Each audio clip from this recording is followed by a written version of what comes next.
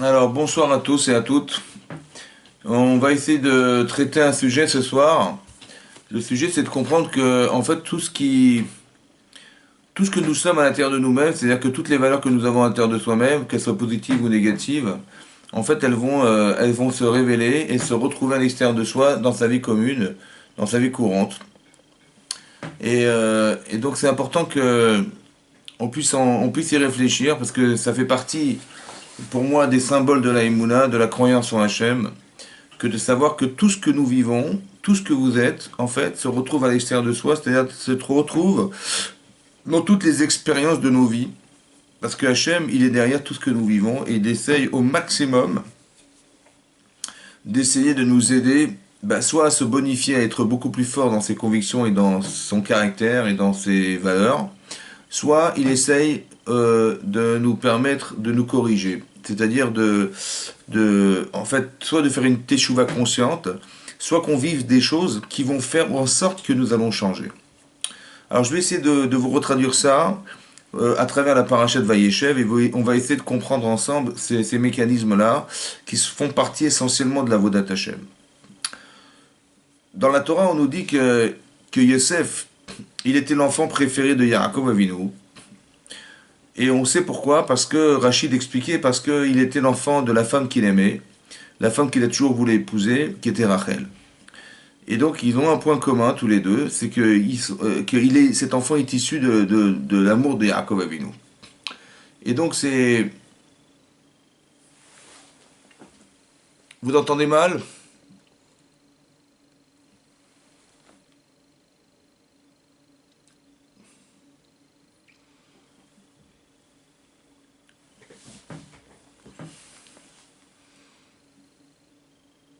Ah, il y a un grésillement. Ah, ça, je peux rien faire, malheureusement. C'est peut-être le téléphone qui est comme ça, je suis désolé. Et donc j'expliquais que Yaakov, il aime cet enfant qui est Yosef.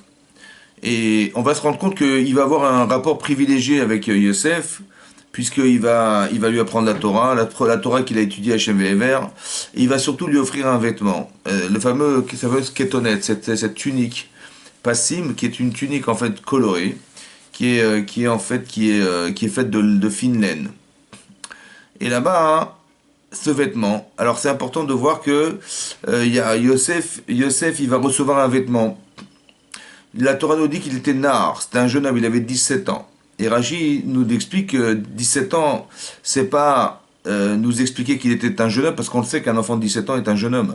Nahar, c'est un jeune homme en hébreu. En fait, c'est nous expliquer il agissait comme un Nahar. Maaseh Neharut, il agissait comme un Nahar, comme un jeune homme qui s'arrangeait les cheveux, qui se faisait beau, et qui voulait paraître beau aux yeux des autres.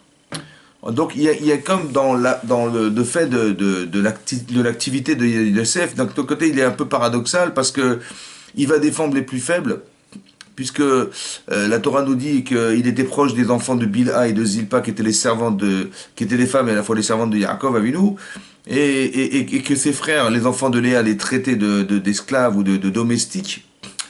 Et là, on va voir qu'il va être proche de ses enfants. En fait, il est proche des gens faibles. Donc, il a des valeurs. Il a des valeurs, il est intelligent, il est brillant, il a du caractère, il est courageux. Et il est à la fois, il défend les idéaux des gens faibles. Voilà, il va essayer d'aider les gens faibles. Mais la Torah nous dit qu'il était un nahar, c'était un jeune homme. Il voulait paraître beau. Et on lui offre un vêtement. On lui offre un vêtement qui correspond en fait à sa personnalité. Il voulait paraître. Donc, il est dans le paraître. Et on voit que ce paraître, en fait, il va peut-être déranger. Parce que ses frères ont vu que leur père préférait cet enfant que ses autres frères. Et ils vont commencer à le haïr. En fait, on se rend compte que, après qu'il ait raconté ses rêves, il est dit, vous savez, j'ai rêvé, vous allez tous vous prosterner devant moi, que vous soyez des gerbes, que vous soyez des étoiles, voilà, vous allez tous un jour vous prosterner devant moi. Je pense que derrière la forme, la manière de le formuler, il y a quelque chose qui est difficile à comprendre. Comment il a pu formuler une chose pareille sans avoir la problématique de savoir que ça pouvait engendrer de la haine. Parce que quand on dit aux autres que vous allez vous prosterner à moi, que même Yehuda va se prosterner à Yosef, Yehuda qui est censé être le roi d'Israël, et que tous les enfants d'Israël vont se prosterner à lui, on a du mal à accepter une chose pareille. En fait, le problème, il est peut-être vrai, tout ce que dit Yaakov est vrai. Le seul problème qu'on a, c'est que ça dérange. Ça veut dire qu'il y a des gens qu'on va haïr, non pas parce qu'ils nous ont fait du mal, mais surtout parce qu'ils rayonnent, parce que ils nous font de l'ombre. Vous comprenez, on est à l'ombre de ces gens-là. Et donc, c'est ce qu'explique le Maharal de Prague. Il explique le Maharal qu'en fait, le problème de Yosef, c'est la forme. Il est en problème dans la forme. Ce vêtement, en fait, on va le retrouver là. La Gemara explique que, en fait, à cause de cette kétonette passim qui valait pas grand-chose, hein, on s'est tous retrouvés en Égypte. Vous comprenez? À cause de ce vêtement qui a créé la différence. Ce que dit la Gemara dans Shabbat Dafyud, que à cause de la différence qui a pu être occasionnée par les choix de Yaakov Avinu vis-à-vis de cet enfant, il a un peu mis en avant cet enfant et un peu négligé les autres. Comme ça, c'est perçu aux yeux des enfants. Et le problème, c'est que ça va créer une fracture, et cette fracture va engendrer la vente de Yosef, et la vente de Yosef va engendrer qu'il va se retrouver en Égypte, et on se retrouve en Égypte, on va tous se retrouver en Égypte un jour. Et donc, c'est à cause de ce vêtement, on s'est tous se retrouver en Égypte. Ce vêtement, on le retrouve, la deuxième fois qu'on le retrouve, ce vêtement, c'est quand les frères ont prétexté qu'il était mort. Ils ont pris cette kétonnette passim, ce fameux vêtement de fine laine, et ils l'ont aspergé du sang du gdéizim, ouais, d'un chevreau. Ils l'ont aspergé parce que le sang du chevreau, il ressemble au sang humain. Et donc ils ont prétexté qu'il était mort. Ils ont dit, voilà, Akerna, je t'en prie, papa, reconnais ce vêtement. Et c'est le vêtement qu'on retrouve qui va être, comme si on avait tué ce vêtement, on avait assassiné ce vêtement. Le troisième fois qu'on voit un vêtement, c'est quand la femme de Potiphar, elle va essayer de séduire Yosef, et elle va le tenter, jusqu'à ce qu'elle l'attrape par son beged, son vêtement. Et ce vêtement-là, elle va le garder en main, et elle va prétexter qu'elle a été abusée par Yosef, et c'est ce vêtement qui va être le prétexte qui va l'envoyer en prison. À chaque fois, il y a un vêtement. C'est étonnant quand même. Le beged, le vêtement que lui offre son père, le vêtement qu'on va asperger de sang, et le vêtement qui va l'envoyer en prison. Comme si on demandait à Yosef de pas forcément s'intéresser à la façon extérieure qu'il a d'exister, mais plutôt à exister de façon plus profonde, plus en connivence avec soi-même, avec Hachem. Vous comprenez? Ça veut dire qu'il y a quelque chose dans la forme qui peut déranger. Et quand dans la forme ça dérange, il se prend pour qui celui-là? Vous comprenez? C'est ce qu'on dit souvent, on dit mais il s'est pris pour qui celui-là? Voilà. Et il se prie pour qui? Ça veut dire que peut-être à l'intérieur de lui-même, il est parfait, hein, mais à l'extérieur, comme il le démontre, vous avez vu comment il parle, comment il agit, comment il ose, ouais.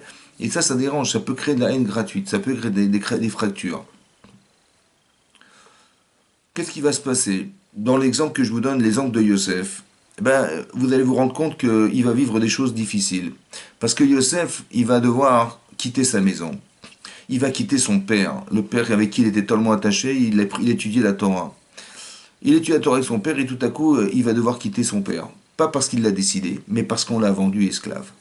C'est-à-dire qu'on a décidé pour lui de le rendre esclave, ouais, alors qu'il avait rêvé d'être au-dessus de tout. En fait, quand il rêve, il raconte ses rêves. En fait, les rêves, c'est quoi les rêves? Ben, c'est l'aspiration profonde de ce que nous sommes. Et donc, il aspire à devenir cet homme. Il sait au fond de lui-même qu'il va être un grand homme. Il le sent, il le rêve. Et là, qu'est-ce qui va se passer? On va faire exactement l'inverse. On va l'envoyer tout en bas de la société. Il va être un esclave, un ouvrier, quelqu'un qui va être au service des autres. Et il va quitter sa famille. Il va être vendu esclave par ses propres frères.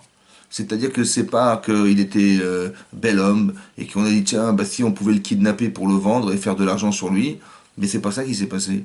On l'a vendu pour rien. Vous avez compris? Sinatrinam, la haine gratuite. C'est-à-dire que c'est gratuit. C'est vrai qu'il a fait du lâche hein, c'est vrai qu'il a rêvé, et il nous a fait un affront, mais qu'est-ce qu'il a fait au fond? Il a fait que quoi? Que des paroles. Vous avez compris? Il a dit du mal, il a raconté ses rêves. C'est pas grand-chose, hein, c'est pas grand-chose, et pourtant, vous voyez combien ça a eu de conséquences dramatiques. Ça veut dire qu'on apprend d'ici qu'il faut faire attention. Attention comment on parle aux gens. Il faut faire attention comment on s'adresse aux gens, comment on respecte les gens. Parce qu'il y a des situations qui sont des vérités. Voilà, j'ai rêvé, je vais vous raconter mes rêves. C'est vrai ce que j'ai rêvé, mais ça dérange. Parce que cette vérité, elle oblige les gens à croire et à accepter l'idée qu'on est soumis aux autres. Et ça, c'est très difficile. On nous enlève de notre espoir de vivre. Comme si on était capable de pouvoir croire qu'on est finalement soumis aux autres sans avoir la capacité soi-même d'exister par soi-même. C'est très très difficile. On nous manque de respect. Et quand on nous manque de respect, eh ben malheureusement, on en arrive à faire des catastrophes. Voilà.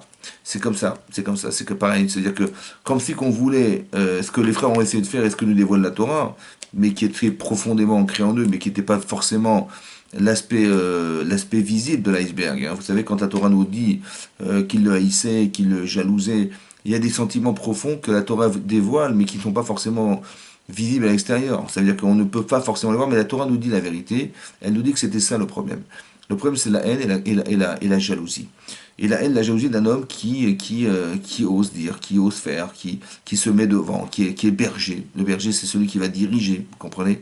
Comme tous les rois d'Israël ont été des bergers, mais il était berger, Yosef, c'était un berger. Quelqu'un qui dirigeait, qui orientait, qui savait comprendre les faiblesses des animaux, autant que les rois doivent comprendre la faiblesse de l'homme des hommes qui l'entourent et qui le gouvernent.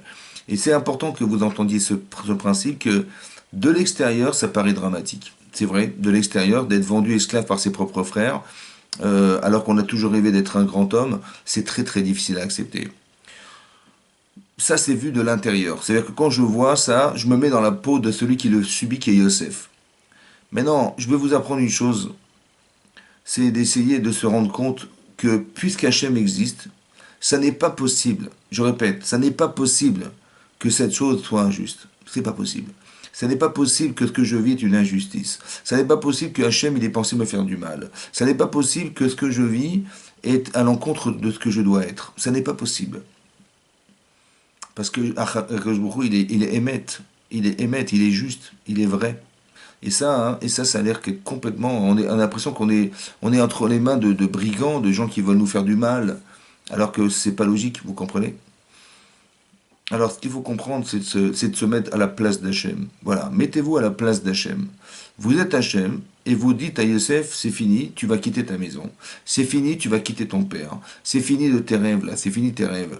Oui, c'est fini d'arrêter de rêver, de croire que tes frères vont se prosterner à toi et que tu vas gouverner, tu vas régner sur eux. C'est terminé. Tu vas devenir un esclave. Bon, bon. Quand j'entends ce discours, je me dis, est-ce que c'est le discours d'Hachem? Voilà. Parce que quand on a l'impression d'avoir été puni, d'avoir été chassé de sa maison, d'avoir été puni, d'avoir été un esclave, alors qu'on avait rêvé d'être autre chose dans la vie, on a été puni par Hachem. Peut-être qu'on est des Rishaïm, je ne sais pas. Peut-être qu'on a arrêté notre vie, peut-être que Hachem il n'est pas content, peut-être, je ne sais pas. Comment vous le réfléchissez? Comment ça se réfléchit ce genre de choses? C'est difficile à comprendre. Il nous arrive des choses dans la vie, on est accablé par des situations, on a l'impression qu'on a été maudit, qu'on est banni par Hachem, quoi. C'est ça qui se passe dans la tête de Yosef. Comment comprendre une chose pareille? Mais tout est pour le bien. Alors comment ça se traduit?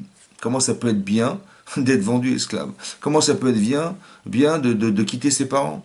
Comment ça peut être bien de quitter sa famille qu'on aime? On aime son père, on aime sa Torah, on aime tout ça. Et on a été malheureusement obligé de quitter cet endroit. Voilà. Et on est rendu esclave et c'est insupportable. Comment c'est possible? Par ses propres frères.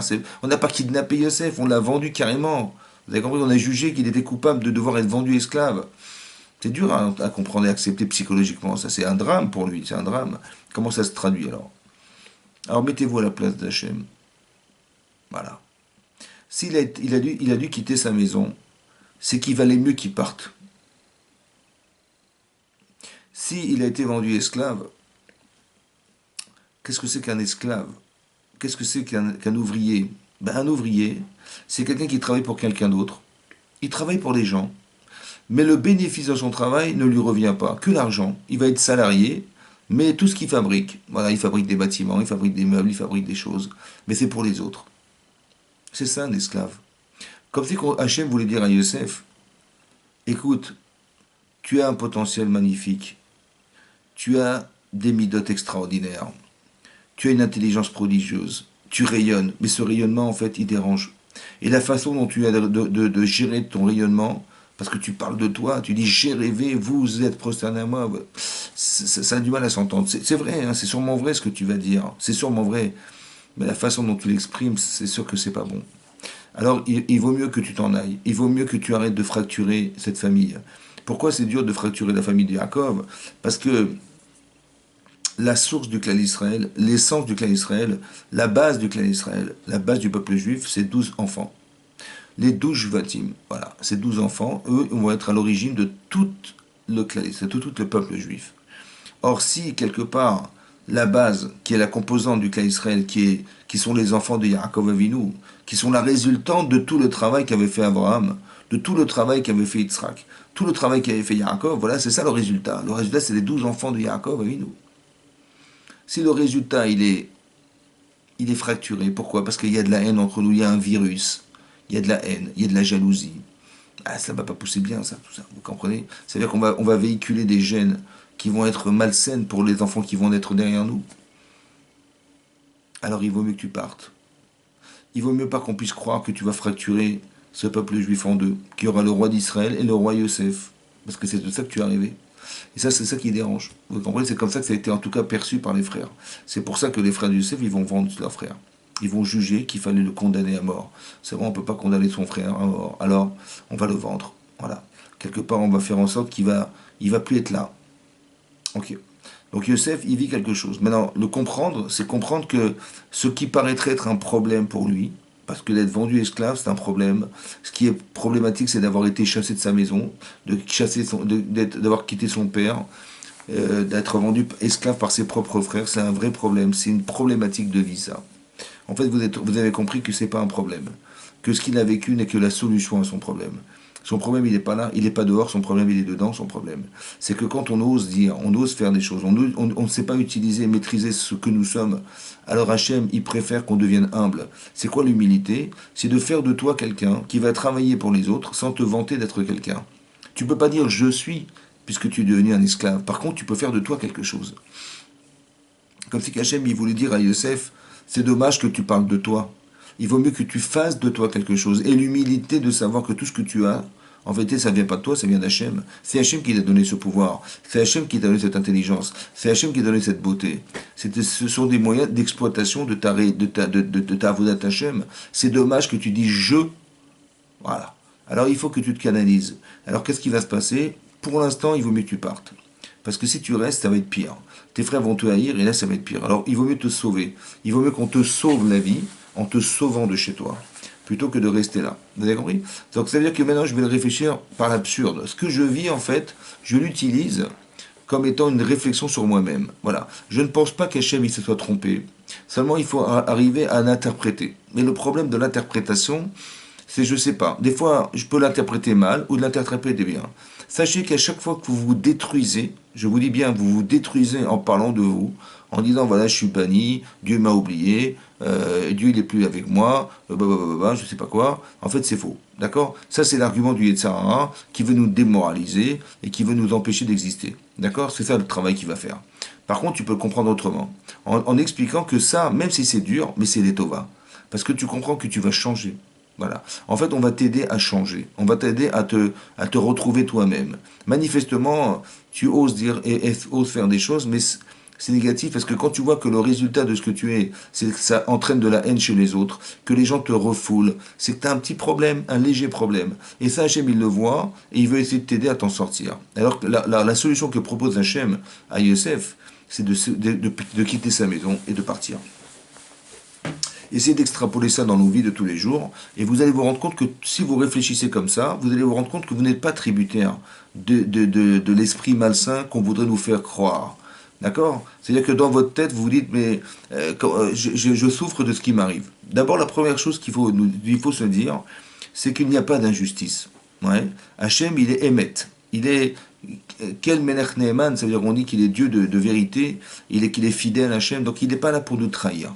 Or, si je le réfléchis de cette manière, c'est que je refoule Hachem. Je pense qu'Hachem, il n'est pas là. Je pense qu'Hachem, il ne s'occupe pas de moi. Je pense qu'Hachem, il ne m'aime pas. Ce qui est impossible. D'accord? D'accord? Parce que si nos parents nous aiment, dans la pire des situations, ils seront toujours aimants, toujours amoureux de nous, toujours. Alors Hachem, a fortiori. Donc dites-vous bien que ça ne se réfléchit pas comme ça. D'accord? C'est comme ça on réfléchit nos travaux d'attaché, mais c'est comme ça qu'on la vit tous les jours. Ça, c'est la première chose. D'accord? Donc ça, c'est le rapport que Yosef, il a avec ses frères. Il est a priori, vu de l'extérieur, le fameux vêtement qui le rattrape en permanence. À chaque fois qu'il pense à lui, à chaque fois, il est rattrapé par ce vêtement. C'est pour nous dire qu'il faut faire attention à ne pas être dans le paraître, mais être dans la primie, dans la pudeur, dans la véricité de soi-même, à l'intérieur de soi-même. C'est que là qu'Hachem se trouve. D'accord? C'est-à-dire que j'ai pas besoin, à la limite, de faire des choses pour qu'on les voie. Vous savez, c'est un niveau de faire des mitzvot en cachette. Parce qu'au final, qu'est-ce que ça change? Que tu le montres ou que tu le montres pas? Parce que tu vas montrer, j'ai bien peur que ce soit pour les autres, pour qu'on dise de toi. Bon, mais c'est un certain niveau. Mais il y a un autre niveau, c'est de dire, de toute façon, je le fais pour un Hachem. Donc ça se voit, ça se voit pas, c'est pareil. Mais il vaut mieux que ça se voit pas. Donc c'est-à-dire quand on fait des mitzvot en cachette, B7R, alors on est certain que c'est les Shem Shamaim. Parce qu'il n'y a pas de regard des autres, je ne l'ai pas fait pour les autres, je l'ai pas fait pour qu'on m'applaudisse. Voilà, je l'ai fait pour un Hachem. Voilà. Ça, c'est important que vous l'entendiez. Maintenant, ça c'est le travail que Yosef il doit faire sur lui, d'accepter ce que je vous dis. Et ça, il n'y a que ça qui peut le libérer. Il n'y a que ça qui peut lui dire que heureusement que je suis parti. Pas l'inverse. Malheureusement que je suis parti. Heureusement que j'ai été vendu esclave. Pas malheureusement j'ai été vendu esclave. Lorsque Yosef il va être vendu, on va donc prétexter qu'il est mort. Qu'est-ce qu'on va faire? On va prendre son vêtement et on va l'asperger de sang. Avec quoi? Un gdi izim. Alors retenez les détails. Un gedi izim, c'est un chevreau. D'accord? Et donc on va l'asperger et Yehuda va dire à son père, à Kerna, je t'en prie reconnais Ketonet Bincha, la tunique de ton fils. Et là Yaakov va voir ses vêtements déchiquetés et qui est carrément ensanglantés. Il va dire Tarov Taraf Yosef. Yosef a été déchiqueté, c'est-à-dire qu'il est mort par accident, malheureusement dans le chemin. Et ça, hein, cet accident, il a engendré sa mort. Voilà ce qu'il a pris. Et il a pleuré Yamim Rabim, de nombreux jours.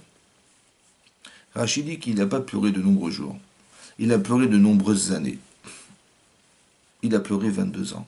C'est-à-dire que le moment où Yosef quitte son père en pensant qu'il était mort, et lorsqu'il va le retrouver plus tard en Égypte, il s'est passé 22 ans. Il a été vendu esclave à l'âge de 17 ans, et il retrouve son père à l'âge de 39 ans.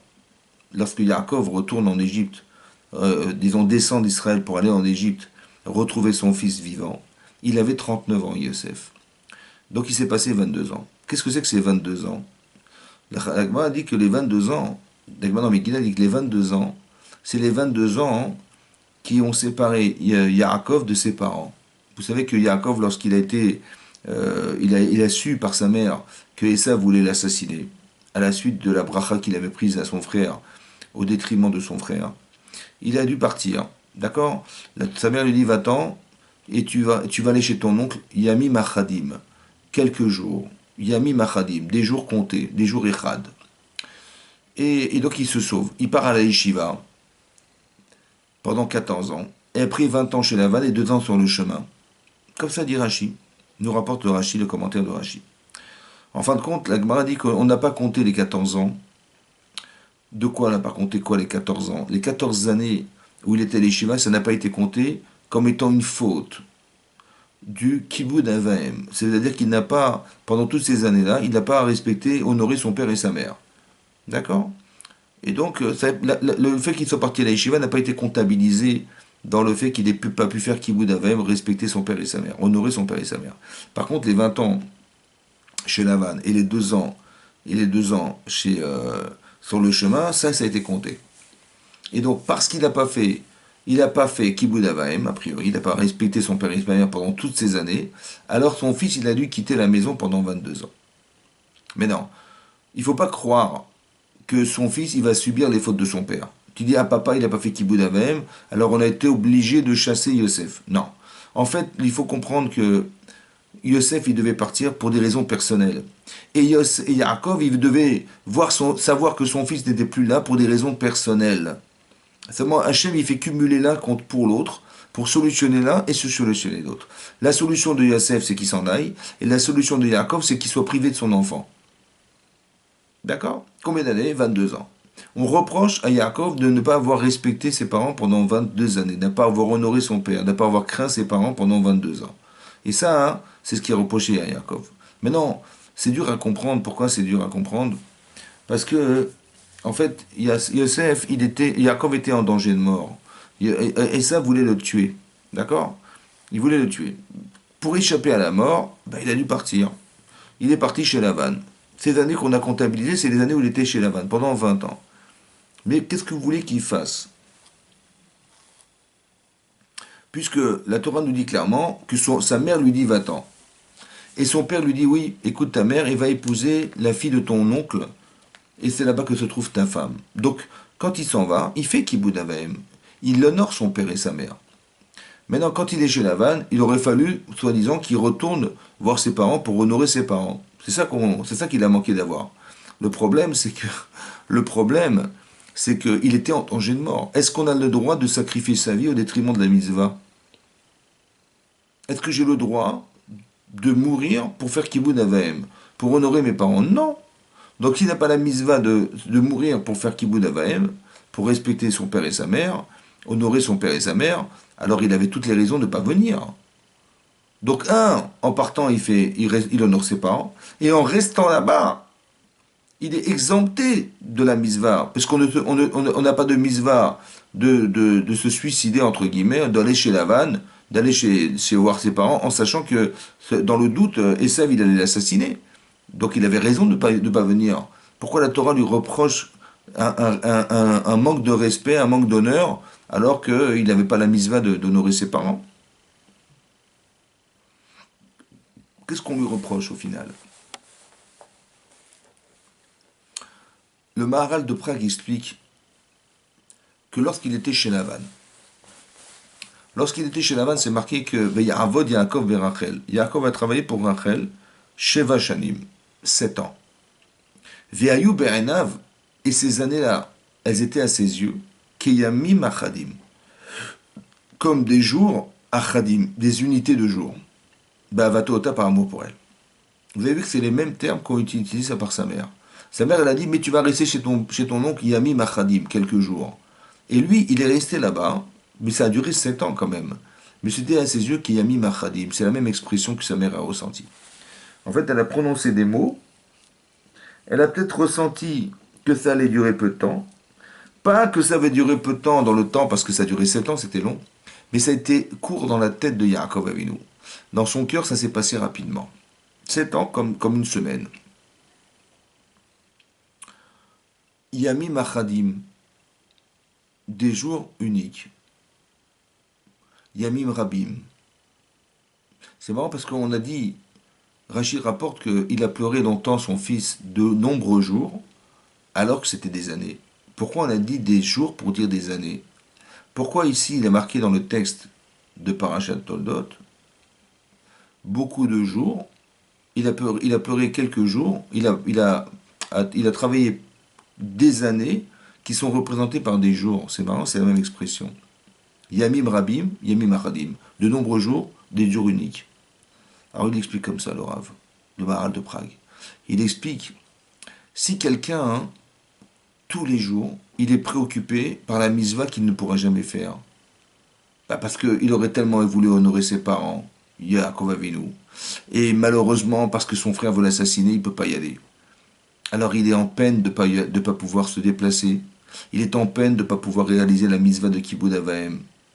Mais quelqu'un qui est en peine de ne pas faire la mitzvah et qui souffre de ne pas la faire, c'est long d'attendre, c'est long 7 ans. Or, c'est passé vite. Autrement dit, le Maharal d'expliquer que la mitzvah qu'on devait construire, elle n'était pas présente dans l'esprit d'Yaakov. Et si elle n'est pas présente, ça veut dire qu'elle ne le dérange pas. Donc, ce qu'on reproche à Yaakov, c'est pas de ne pas l'avoir fait, parce qu'on ne peut pas la faire. On n'a pas la mitzvah d'aller faire Kibbout Avaim au détriment de sa propre vie, ça n'existe pas. C'est pas ça qu'on lui reproche. C'est comment ça que tu n'as pas ressenti le désir. Est-ce que si tu l'avais ressenti, le désir, ça n'aurait pas été rapide, ça aurait été très lent? Or, c'est marqué Yamim Achadim, quelques jours. Vous avez compris? Ça veut dire qu'on doit construire sa vie, et on doit construire ce qu'on doit faire dans la vie. D'être un Ben Torah, quelqu'un qui est concerné par la Torah, c'est pas de pratiquer que la Torah. C'est de comprendre que tu dois vivre la Torah. Voilà. Et que si tu fais la mitzvah, mais qu'elle ne te dérange pas, ouais, ça t'a pas manqué. Quelque part, il t'a manqué quelque chose. En fait, il te manque qu'une case. La case, c'est la case du Kibbout Avaim. Cette case-là, il te manque. Elle te manque. Parce que si elle était présente en toi, ça aurait été dérangeant de ne pas la réaliser. C'est ça que le Maharal d'expliquer. Donc on n'est pas du tout dans l'application de la mitzvah, on est dans la construction de la mitzvah chez moi.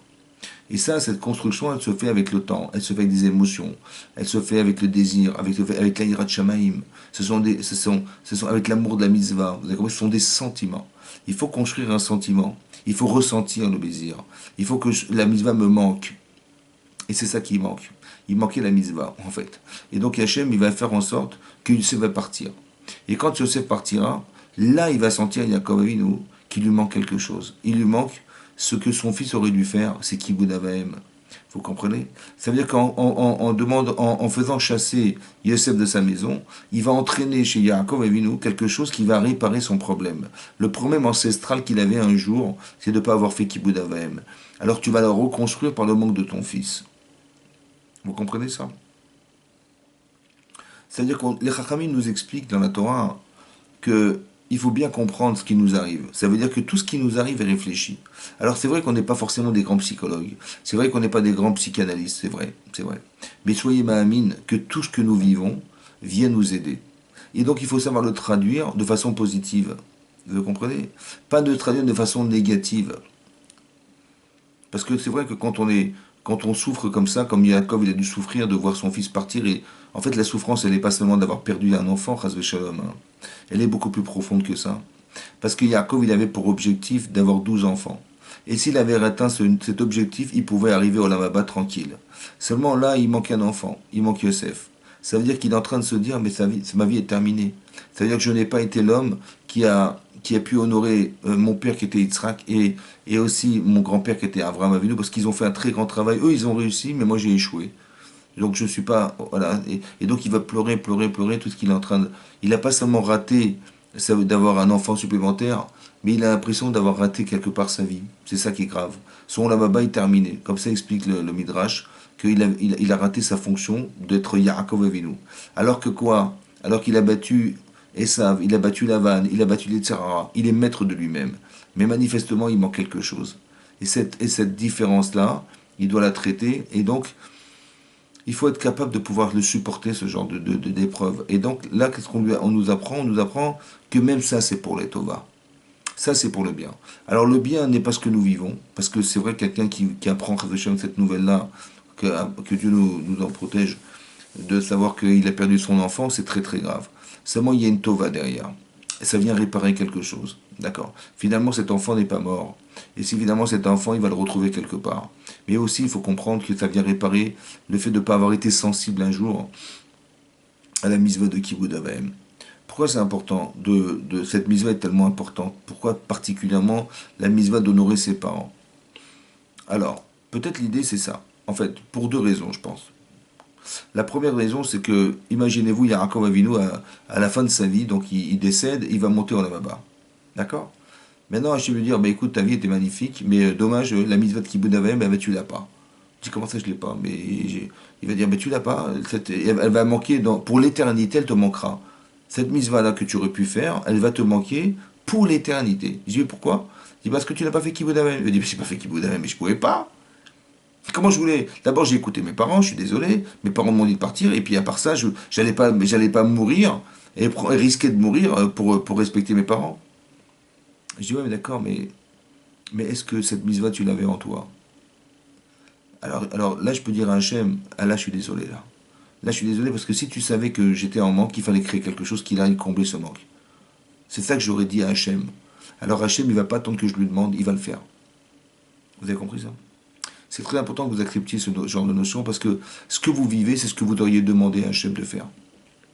Et c'est ce qu'il va faire. Pourquoi faire? Pas pour nous faire souffrir, mais pour nous permettre de corriger, de gommer, de combler ce qui n'a pas été fait. Parce qu'un jour, on va arriver à 120 ans et on doit atteindre ce niveau de perfection. D'accord? Et ce niveau de perfection, il peut se faire que sur Terre, nulle part ailleurs. C'est pour ça qu'il faut profiter de ces moments-là pour bien accepter ça. Le Yetzer Hara, il va s'acharner pour nous interpréter de façon négative. D'accord? Et nous, on doit faire en sorte que ça ne soit pas jamais, jamais, jamais négatif. Que ce que vous vivez, en vérité, est une tova. Vous avez compris que ça va solutionner un Kibud Avaim qu'il n'aurait jamais pu réaliser, Yaakov Avinu, si ce n'était que son fils s'en aille et qu'il a la souffrance de ne pas pouvoir faire Kibud Avaim, de ne pas pouvoir honorer ses parents. Autrement dit, il va pouvoir le ressentir à travers son enfant parce qu'il va manquer de lui offrir le bonheur d'être servi par son fils. Et c'est là qu'il va se rendre compte de ce qui lui manque. Et c'est là qu'il va regretter, et c'est là qu'il va faire teshuva. Ça a pris 22 ans quand même, c'est énorme. Ça c'est Yosef. Et ça c'est Yaakov Avinu. Donc on voit qu'Hachem il fait une chose, et ça solutionne deux choses. Yehuda, hein,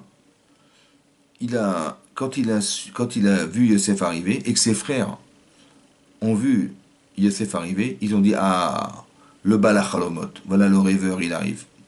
Donc on voit de là qu'ils ont été gênés par ce rêve. Ils ont dit on va le condamner à mort. Viargé, on va le tuer. Et là, hein, Réhouven intervient. Réhouven intervient et il dit non, non, non, écoutez, on va pas tuer notre frère, on va le mettre dans un puits. Un puits vide. En Bomaïm. Il y a marqué En Bomaïm, il n'y avait pas d'eau. La Gemara dans Shabbat a dit il n'y avait pas d'eau, mais pourquoi nous dire qu'il était vide sans eau? Ici il est vide, il n'y a pas d'eau. Pour dire qu'il n'y avait pas d'eau, mais il y avait autre chose. Il y avait des akravim et des shratsim. Il y avait des serpents et des scorpions, voilà. Pourquoi des serpents et des scorpions? Parce qu'on sait que si quelqu'un il est condamné à mort, Minashamaïm, il va se faire mordre par un serpent. Ça veut dire que l'accident qui va arriver, en fait, il est révélateur que cet homme il ne pourrait pas vivre. Or, si Yosef est un rachat, il mourra mordu par un serpent. Comme ça, ils ont pensé. Pour dire que c'est Minashamaïm, c'est Hachem qui a décidé. Et donc, c'est ça qu'il a proposé. Il dit que si c'est un rachat, alors mettez-le dans un puits. Non, il a prétexté ça. En fait, pourquoi? Parce qu'il avait l'intention de ramener Yosef à la maison. Yehuda, après que Yosef soit parti, après que Réhouven soit parti, Yehuda il a dit écoutez, on va pas le tuer. On va le sortir du puits, on va le vendre. Pourquoi on va porter le sang de Yosef sur nos mains, avoir la culpabilité d'avoir condamné notre frère à mort? Alors venez, on va le vendre. Et ils l'ont vendu esclave. La Torah nous dit ensuite que Yehuda, hein, il va descendre. Il s'en va. Vayered Yehuda me'etechav. Vayered Yehuda me'etechav, ça veut dire qu'il est descendu, Yehuda, de parmi ses frères. Donc aussi, il s'en va, Yehuda s'en va. Mais Rachid expliquait que ça veut dire quoi, Vayered Yehuda? Il est descendu, Yehuda. Rachid nous dit qu'il n'est pas seulement descendu physiquement quelque part. Il n'est pas descendu du pays de Canaan. Il est descendu dans l'estime de ses frères. Ça veut dire quoi qu'il est descendu dans l'estime de ses frères? Ça veut dire que les frères sont venus voir Yehuda, ils lui ont dit, quand ils ont vu leur père pleurer, ils lui ont dit à Yehuda, écoute, nous, on voulait tuer Yosef. Ok. Mais toi, tu étais lucide. Le plus lucide de la famille, c'était toi. Tu as dit, on va quand même pas le tuer, on va le vendre. D'accord? Mais pourquoi tu ne nous as pas dit, mais quand on va le vendre, on va être obligé de prétexter qu'il est mort. Et quand on va prétexter qu'il est mort, ben on va devoir faire subir un deuil à notre père qu'il ne mérite pas de subir. Alors, tu es tombé dans notre estime. Tu aurais dû nous dire de ramener Yosef chez ses parents. Voilà ce que tu aurais dû dire. Voilà. Et c'est pas ce que tu as fait, et donc il est tombé dans l'estime. Maintenant, je vous pose une question. Qui c'est qui avait un rapport psychologique contre Yosef? A priori, ceux qui ont voulu le tuer, ceux qui ont voulu le tuer, ils avaient plus de raisons d'haïr Yosef que Yehuda qui a voulu le vendre. Et bizarrement, c'est l'inverse qui se passe. C'est que Yehuda, qui avait moins d'intention de tuer son frère, il n'a pas, il a pas trouvé logique de voir son père pleurer et de se dire qu'il fallait le ramener, alors que l'intensité de haine était moins forte a priori chez lui, alors que ses frères, qui avaient plus de haine au point de le tuer, eux, ils ont vu leur père pleurer et ça les a sensibilisés. Comment c'est possible? Comment ça s'entend? Comment ça se comprend? Lui, qui était moins sensible à la mort de son frère, il a dit on va le vendre. Donc il était moins touché par la haine. Et quand il voyait son père pleurer, ça l'a pas pour autant bousculé en se disant je regrette, on va le ramener à la maison. Et ses frères qui voulaient le tuer, carrément, eux, ils ont vu leur père pleurer et ça les a fait réagir. Alors que c'est à fortiori qu'ils n'auraient pas dû réagir.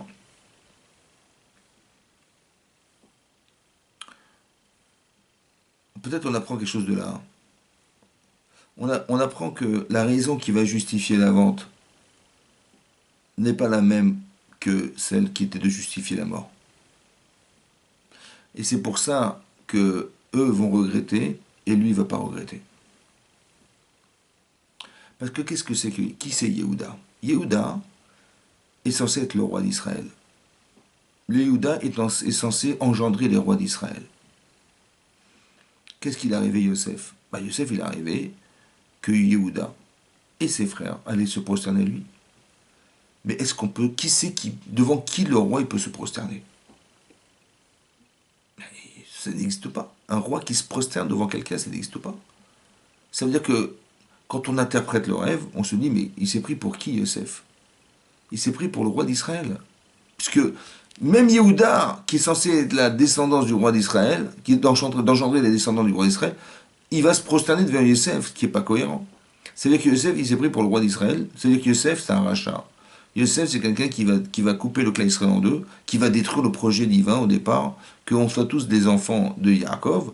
Et là, manifestement, Yosef, il va créer la fracture, le fossé entre les frères, le fossé entre le clan Israël. C'est ça. Donc il faut le juger. Et ils ont jugé et qu'il était préférable de condamner à mort Yosef que de prendre le risque que le clan Israël se divise en deux. Il n'y ait plus le roi d'Israël qui soit descendant de Yehuda, mais de Yosef, ce qui n'est pas possible. C'est un rachat. Alors ils ont condamné à mort. Ils ont dit Mored Bemalchut. Quelqu'un qui se rebelle contre la royauté d'Israël, il est condamné à mort. Vous comprenez pourquoi c'est très grave. C'est ce qu'ils ont pensé. Maintenant, il faut comprendre que Yehuda, c'est lui l'objet du conflit, en fait. Maintenant, quand il voit son père pleurer, pourquoi il n'est pas sensible, à la différence des frères? Parce que, intellectuellement et émotionnellement, il va se dire comme ça. Si je me sensibilise aux pleurs de mon père, je vais être obligé de ramener Yosef. Mais de ramener Yosef, c'est de souffrir. À l'idée que quoi? Que ce sera peut-être lui le roi d'Israël, ou bien que c'est un rachat, vous comprenez, et que je ne peux pas ramener un rachat à la maison. Et donc mon cerveau me dit, mais ne sois pas sensible. Ça veut dire que la déconnexion émotionnelle qu'il peut y avoir avec un événement, ça s'appelle un blocage, qui en fait protège la personne. Vous comprenez ça? C'est pour ça que des fois, on ne ressent pas, on ne comprend pas. Pourquoi? Parce que mon cerveau, il me refuse l'information qui me permettrait de pouvoir trouver une solution. Mais la solution, c'est de ramener Yosef à la maison, c'est pas possible. Parce que de ramener Yosef à la maison, c'est soit perdre le statut de roi, dans le doute, soit de ramener un rachat à la maison, ce qui n'est pas possible. Donc, il ne faut pas que je sois sensible. Mon cerveau, il ne peut pas me permettre d'être sensible aux pleurs de Yaakov Avinu. Alors que les frères, ils vont jamais être rois d'Israël. Il n'y a pas de parti pris dans le fait d'avoir vendu Yosef. Vous comprenez ou pas? Le parti pris n'est pas présent, c'est juste la haine gratuite. Il n'y a pas de parti pris. Donc quand ils voient leur père pleurer, ils se disent mais on a fait une gaffe. Qu'est-ce qu'on a été faire devant Yosef? Parce que maintenant on a engendré les pleurs. Nous on était victimes, aveuglés par la haine de notre frère, ouais, la jalousie qu'il pouvait y avoir derrière, on s'en rend compte, et on dit, et toi qui étais lucide, tu aurais dû nous dire de le ramener à la maison. Mais vous avez vu comment Hachem il procède? Au départ, il envoie les gens. Quand j'ai un problème, il m'envoie les gens. Il me dit, comment t'as fait ça? Pourquoi t'as fait ça? Ça, c'est le premier rapport qu'Hachem il envoie à quelqu'un pour lui rappeler qu'il a fait une erreur. D'accord? C'est ça, le Minash Shamaim. La deuxième chose, c'est que Yehuda, il va épouser une femme. Elle s'appelle Bat Shua, la fille de Shua. Elle n'a pas de nom, cette dame. Comment ça se fait qu'elle n'a pas de nom? On ne sait même pas comment elle s'appelle. Elle s'appelle la fille d'un tel. Elle s'appelle Shua. C'est bizarre. Et il va avoir 3 enfants avec elle. Le premier, il va s'appeler Er. Le deuxième, il va s'appeler Onan. Le troisième, il va s'appeler Sheila. Er. Ça s'écrit Er, ça s'écrit Aïn Resh.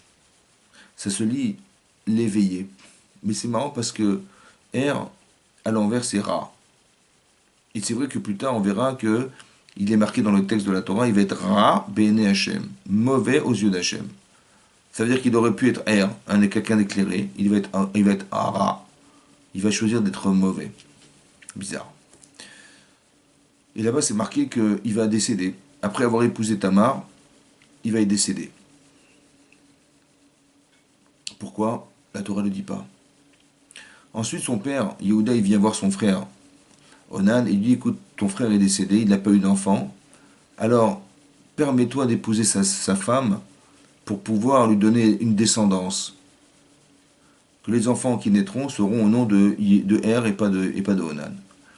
Et lui, qu'est-ce qu'il dit, Er? Et Onan, il dit, mais si ces enfants ne seront pas les miens, à quoi ça sert que j'ai des enfants? Et donc, quand il allait avec elle, il annulait le zera, la semence qu'il devait avoir, il l'a jetée, d'accord? Quand il est avec elle, ben, elle ne pouvait plus avoir d'enfant, elle ne peut pas avoir d'enfant. Et lui aussi est mort. Et Rachid dit qu'il est mort comme le premier, mais pour une autre raison.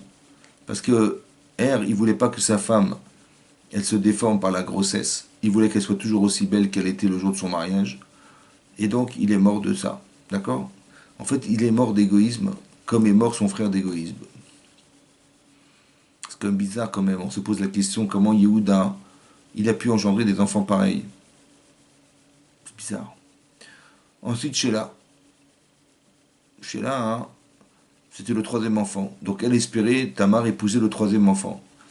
Maintenant, son beau-père, Yehuda, lui dit, écoute, il est trop jeune pour se marier avec toi. Alors retourne chez tes parents, et quand il grandira, je te le donnerai en mariage. Bon. Elle dit ok. Donc elle s'en va. La pauvre, elle est veuve pour la deuxième fois, elle s'en va. Mais la Torah nous dit que pourquoi en fait il n'a pas donné cette femme à marier à son fils, Yehuda? Parce qu'il a dit qu'elle a un mazal de Katlanite. C'est une femme qui tue ses maris. Voilà ce qu'il a pensé. C'est aussi bizarre que il ait pu dire une chose pareille. Ça veut dire, au lieu de dire, bah, peut-être j'ai un problème, il perd ses enfants, c'est quand même grave ici. Il dit, non, c'est la faute c'est de sa faute à elle. C'est pas de sa faute à lui, c'est la faute à elle. C'est bizarre. Ensuite, il perd sa femme. Carrément, Batchoua, elle disparaît. Elle meurt. Et là, il perd ses enfants, il perd sa femme. Et il se retrouve à la croisée des chemins. Lorsqu'il a été faire la tonte de ses moutons. Et qu'est-ce qui se passe? Il va rencontrer une femme. Qui c'est cette femme? Ben, la Torah nous dit que c'est Tamar. Quand elle a vu son beau-père partir, elle s'est déguisée en prostituée. À la croisée des chemins. C'est bizarre quand même. Et lui, il la voit et il est tenté par elle. Comment il était tenté par elle? Le fils de Yaakov Avinu. Il voit une prostituée dans la rue, il est tenté par elle. Comment c'est possible? Et il va la voir, il va la voir, il veut avoir une relation avec elle, et elle lui dit, qu'est-ce que tu me donnes en échange? Et là, bizarrement, il dit, Gdi Izim, un chevreau. Pourquoi il a dit un chevreau? En plus, elle lui dit, bah, donne-moi ce chevreau, il dit, mais j'en ai pas. Il a proposé quelque chose qu'il n'avait pas. Pourquoi il a dit Gdi Izim? Ça vous rappelle rien, Gdi Izim? Le chevreau, ça rappelle quoi? Bah, ça rappelle le fameux Gdi Izim qu'ils avaient utilisé il y a 22 ans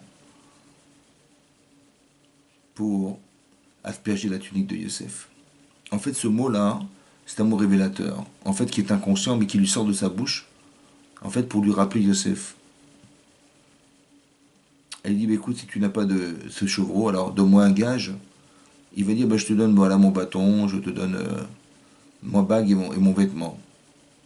Et elle accepte. Et donc, il a cette relation avec elle, et après, elle s'en va. Voilà ce que dit la Torah. Tout ça, c'est bizarre. On ne comprend pas. Qu'est-ce que ça veut dire? 3 mois plus tard, donc elle est tombée enceinte. 3 mois plus tard, c'est visible qu'elle est enceinte.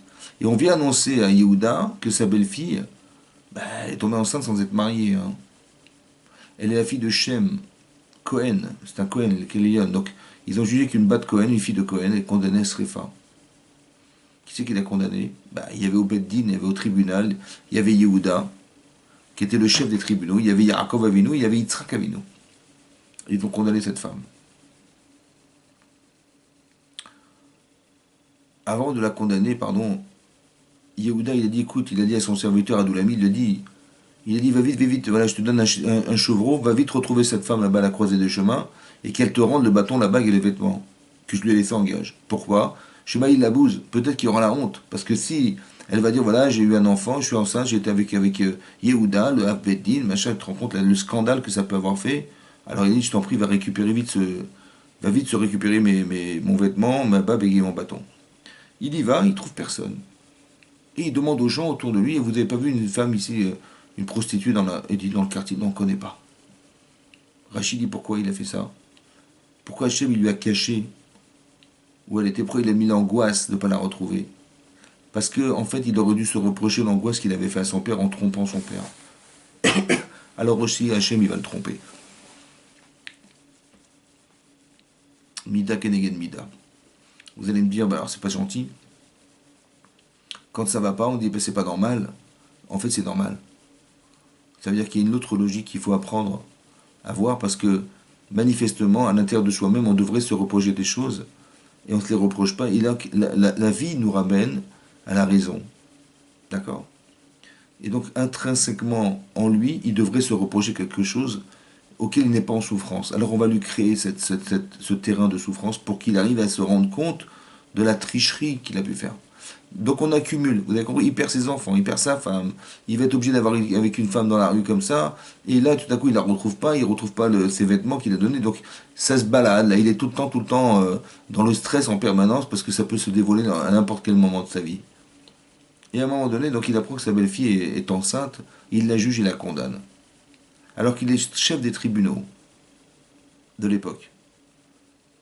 Et là, hein, elle va faire une chose extraordinaire.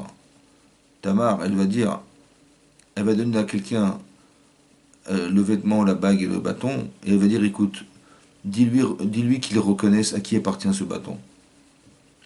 Akerna, elle a dit, Akerna, je t'en prie, reconnais. De la personne à qui appartient ce bâton, cette bague et ce vêtement, c'est de lui que je suis enceinte. Akerna, je t'en prie, reconnais. Ben, c'est exactement la phrase qu'il a dit à son père. Reconnais, je t'en prie, la tunique de ton père, de ton frère, de ton fils, pardon, Yosef. Vous avez compris qu'il y a des mots-clés qui devraient déclencher chez lui la teshuva. Des mots-clés. Exactement les mots qu'il a dit à... C'est-à-dire qu'à l'intérieur de nous-mêmes, il y a des choses qui sont restées figées et qui pourraient être des choses qu'on devrait se reprocher, mais qu'on n'arrive pas à sortir. Alors Hachem, il va les faire sortir, parce qu'il va nous les faire entendre. Elle va dire, je t'en prie, reconnais. Et il va dire le gdiizim. Il va dire le gdiizim. Il ne va pas la retrouver.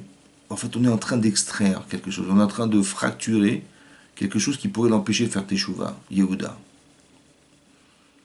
Et qu'est-ce qui va se passer? Elle va dire à Kerna. Il va dire, et bizarrement, il va dire, mais écoute, elle a raison, Tzadka Mimeni. Tzadka, elle a raison, elle est juste. C'est vrai, c'est moi. C'est quelque chose qu'il n'aurait jamais pu avouer, vous comprenez? Mimeni, de moi sont ses enfants.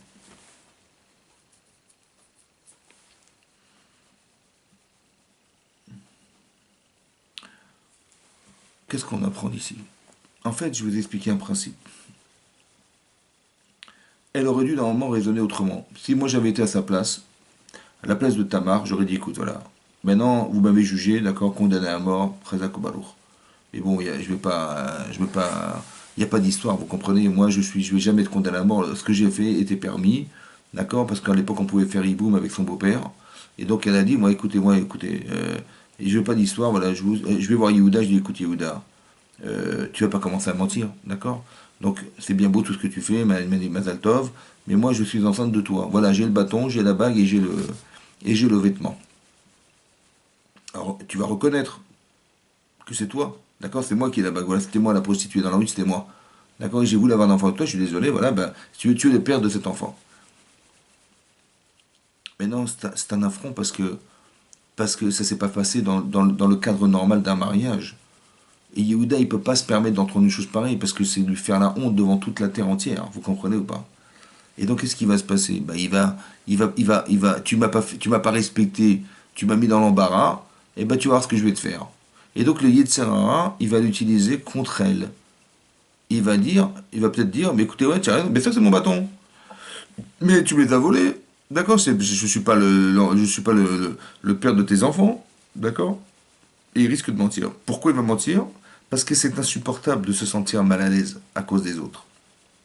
Qu'est-ce qu'elle a fait, elle? Elle a dit, écoute, je suis prêt à mourir pour toi. Juste que tu reconnaisses que le bâton est à toi. Et la bague est à toi. Et le truc et le vêtement. Qu'est-ce qu'elle a fait en fait? Écoutez-moi bien ce qu'elle a fait. Elle a contourné le Yetzirah. Parce qu'elle a été prête à mourir pour ne pas lui faire honte. Quelqu'un qui entend ça, il dit waouh, elle a risqué sa vie pour moi quand même. Comme elle m'a respecté, ah, je peux pas. Donc je vais avouer que c'est vrai. Et là, il va devenir Yehuda. Vous comprenez ça? Yehuda, c'est qu'il va reconnaître. C'est là qu'il va reconnaître.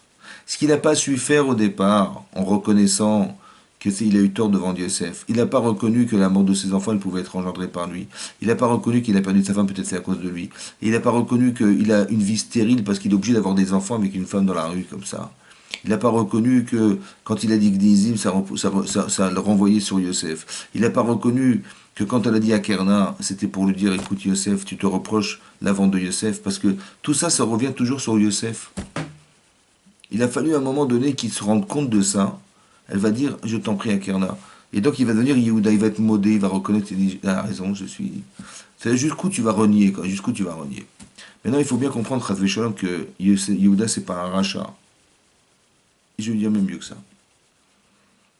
Pourquoi elle s'est acharnée à faire une chose pareille? De se déguiser en femme des rues. C'est dingue. Comment c'est possible?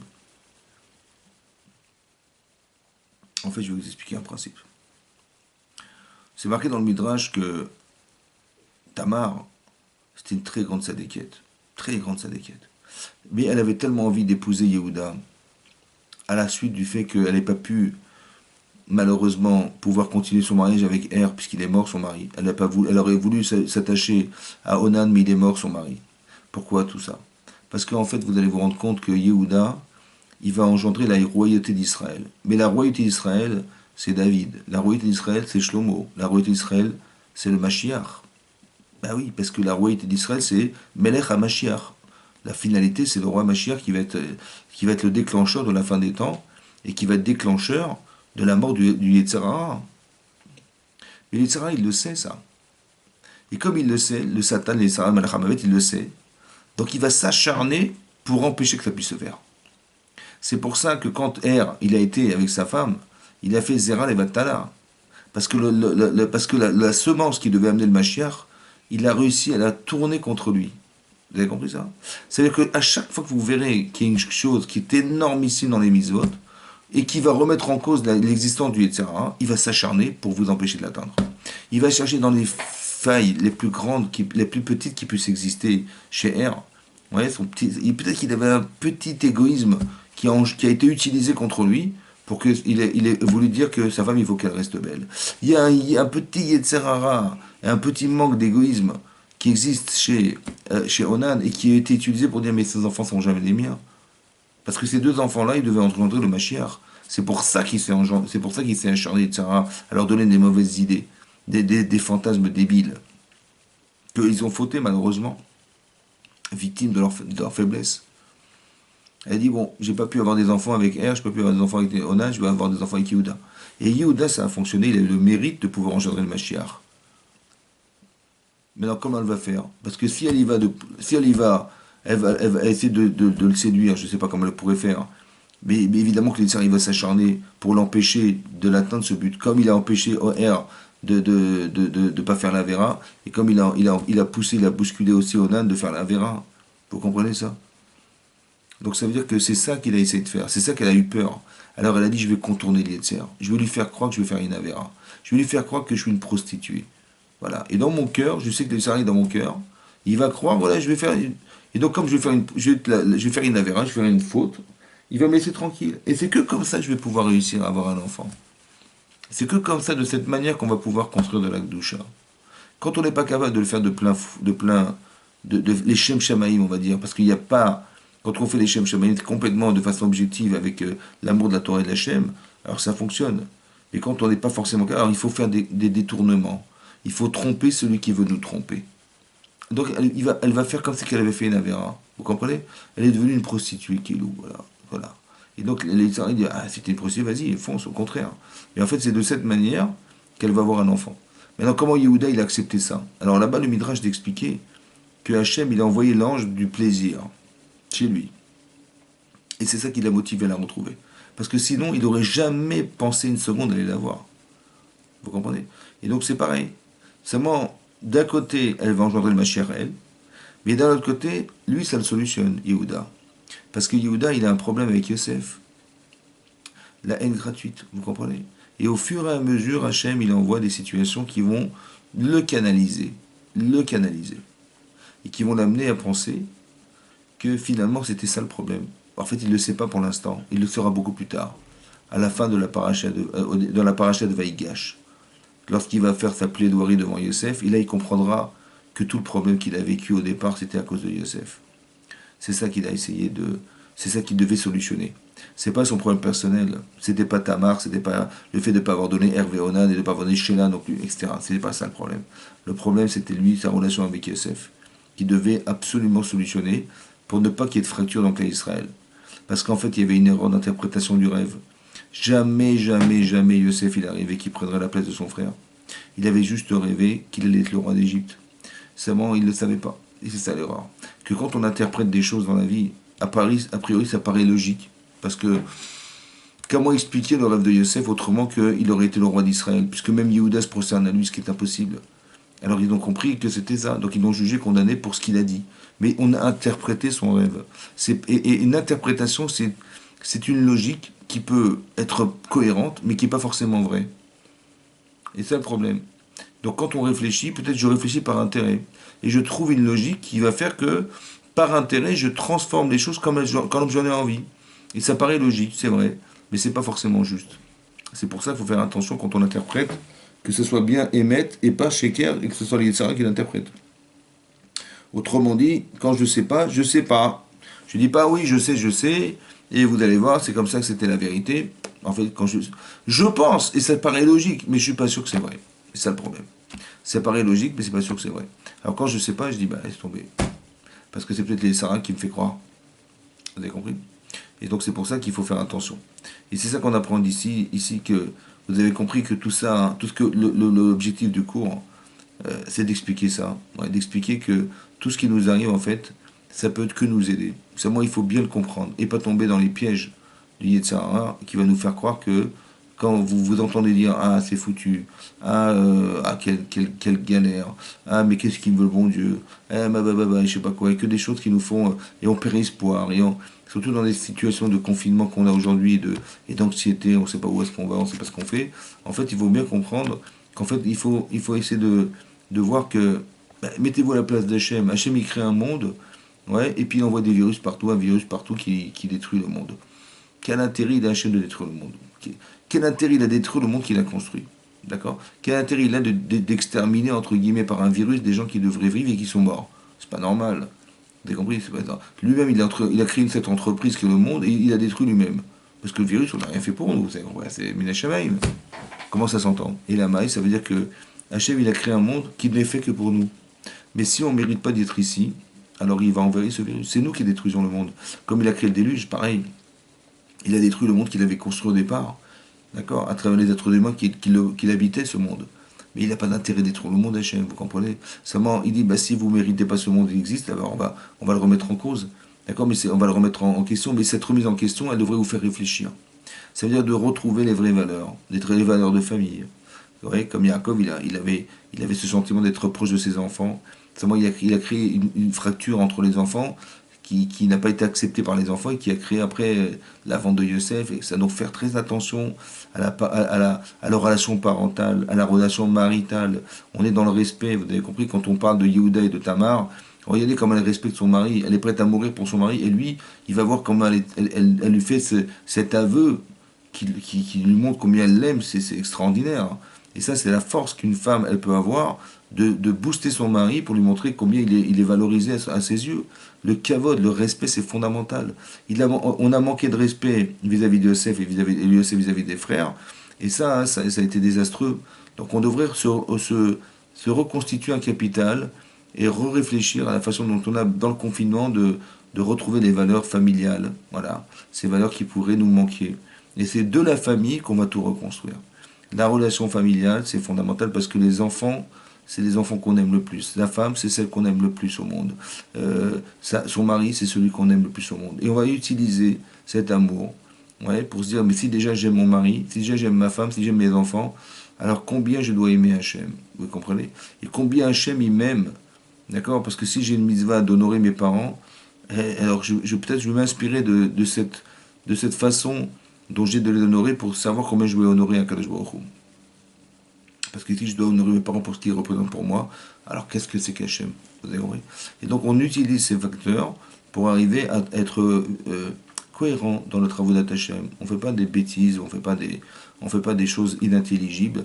On utilise tous les moyens qu'on a pour être juste et cohérent, pour ne pas justement tomber dans les travers du Yetzirah, qui pourrait malheureusement utiliser ce que nous sommes contre soi-même, ouais, et qui nous desservirait. Voilà.